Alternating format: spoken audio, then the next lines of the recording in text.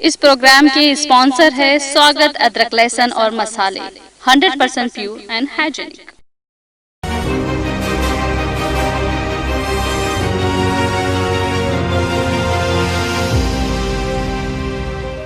अस्सलाम वालेकुम, आदाब। मैं हूं खलील फरहात। आज 10 जनवरी है। तारीख के औराक में 10 जनवरी का दिन कई अहम वाक़यात के लिए मशहूर है। दुनिया भर में आज के क्या क्या अहम वाक़यात और हादसात रोनुमा हुए, आइए देखते हैं।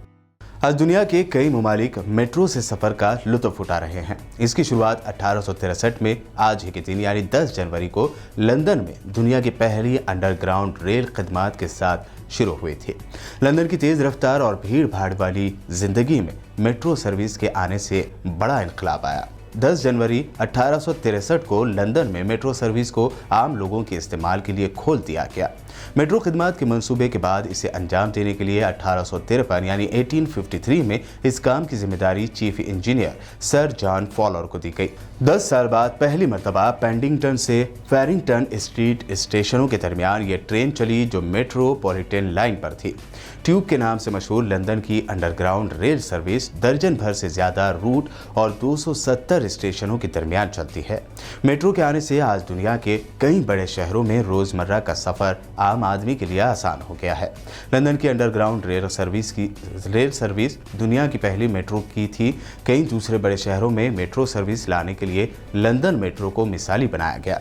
शहर भर में मकड़ी के जाल की तरह फैले मेट्रो के रूट इसके आसान से मैप से अच्छी तरह समझे जा सकते हैं।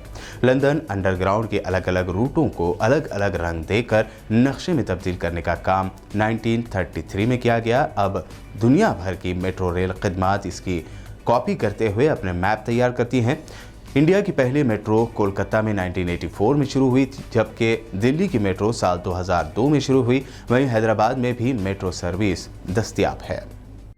10 जनवरी 1921 यानी 1921 को यूनानी और तुर्क अफवाज के दरमियान 6 जनवरी से शुरू हुई झड़पों में यूनानी फौज ने तुर्क इलाकों में भारी गोलाबारी की। इसके जवाब में कर्नल अस्मत अनओनो की जेर कमान फौज ने यूनानी फौज का भरपूर मुकाबला करते हुए उन्हें पसपा कर दिया।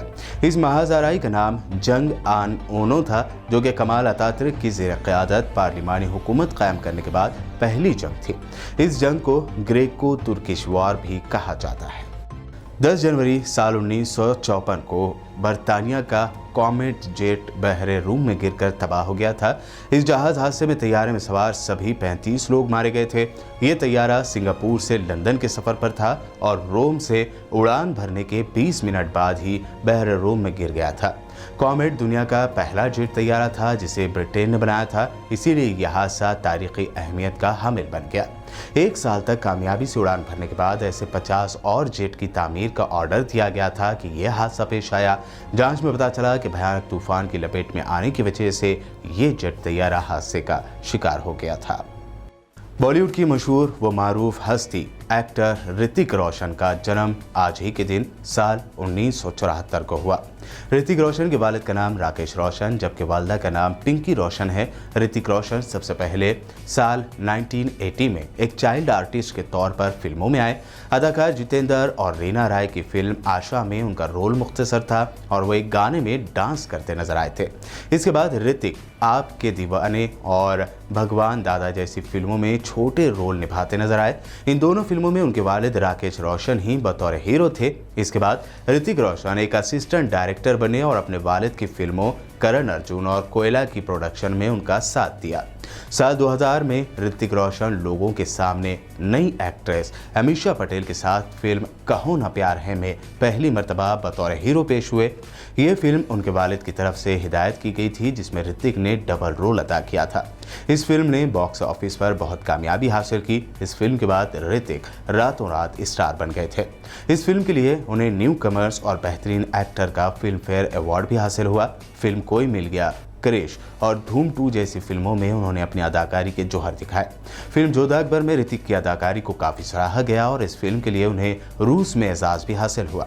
उन्होंने फिरोज़ खान की बेटी सुजैन खान से शादी की और उन्हें 2 बच्चे भी हैं, लेकिन साल 2014 में सुजैन खान के साथ उनकी शादी टूट गई। साल 2016 और 17 के दौरान उनकी बॉलीवुड एक्ट्रेस कंगना रनावत के साथ अफेयर और फिर दोनों के दरमियान ज़बरदस्त लफ्जी जंग की खबरें जारी हैं।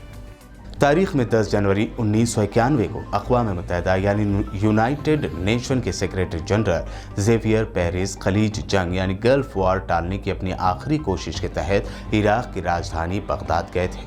अक़वाम मुत्तहिदा ने इराक़ के हुक्मरान सद्दाम हुसैन को 5 दिनों के अंदर कुवैत से अपनी फ़ौज हटाने का हुक्म दिया था और ऐसा ना कर पाने पर इराक़ के खिलाफ फ़ौजी कार्रवाई का ऐलान किया गया था। इराक़ के फ़ॉरेन मिनिस्टर तारिक अज़ीर और अमेरिकी फ़ॉरेन सेक्रेटरी जेम्स बेकर के दरमियान जेनेवा में एक दिन पहले हुई बातचीत नाकाम साबित हुई थी। पेरिस बगदाद में इराक़ी हुक्मरान सद्दाम हुसैन से मिलकर अमन कायम करने की सिमत में बात करने वाले थे, लेकिन ये कोशिश भी नाकाम रही थी। अमेरिकी पार्लियामेंट ने इराक़ पर हमला करने के हक़ में 12 जनवरी को वोटिंग की थी और फिर 16 जनवरी को ऑपरेशन डिज़र्ट स्टॉर्म के साथ ही गल्फ वॉर की शुरुआत हुई थी। आज ही के दिन साल 1996 यानी 1996 को जॉर्डन के शाह हुसैन इसराइल का दौरा करते हुए तिल अवीव शहर पहुंचे थे। इसराइल और जॉर्डन ने साल 1994 में हुए अमन मुआहदे के बाद 46 साल से चल रही जंग का अख्तिताम किया था। शाह हुसैन के इस दौरे इसराइल को दोनों ममालिक के ताल्लुकात में बेहतरी के तौर पर देखा जा रहा था। हालांकि जॉर्डन में रहने वाले फ़लस्तीनी अवाम इस मुआहदे के खिलाफ थे, जो कि मुल्क की आबादी का 60% यानी 60% हिस्सा थे। आज़ादी फ़लस्तीन तंजीम शाह हुसैन के इसराइल दौरे की सख्त मजम्मत कर रहा था। उनका कहना था कि पहले उन्हें फ़लस्तीनी इक़्तिदार वाले इलाके का दौरा करना चाहिए था। इस दौरे के दौरान शाह हुसैन ने इसराइली वज़ीर आज़म शमोन पेरेज़ से मुलाकात की थी। हालांकि उनके दौरे को सियासी दौरे के बजाय एक अलामती दौरा माना गया था। साल 2011 में आज ही के दिन ट्यूनिस में जारी मुजाहिरों में शिद्दत आ गई और लोग सड़कों पर निकलकर बेरोजगारी और दीगर मसाइल पर हुकूमत के खिलाफ शदीद मुजाहरे करने लगे। ये मुजाहरे पुरतशद्दुद हो गए और मुजाहिरीन की सिक्योरिटी एहलकारों के साथ झड़प भी हो गई थी। ट्यूनिस के मुख्तलिफ इलाकों में होने वाले पुरतशद्दुद मुजाहिरों में 14 अफराद हलाक जबकि दर्जनों अफराद जख्मी हो गए थे। बढ़ते पुरतशद्दुद मुजाहिरों को देखते हुए स्कूल और कॉलेजेस को बंद कर दिया गया था और मुल्क भर में सिर्फ एहतजाज की लहर चल पड़ी थी। 10 जनवरी के अहम वाक़यात अभी आपने देखे। कल 11 जनवरी के अहम तारीख़ी वाक़यात को लेकर हम दोबारा हाजिर होंगे। तब तक के लिए दीजिए इजाज़त। YouTube पर BBN चैनल को सब्सक्राइब करना हरगिज़ भी ना भूलें।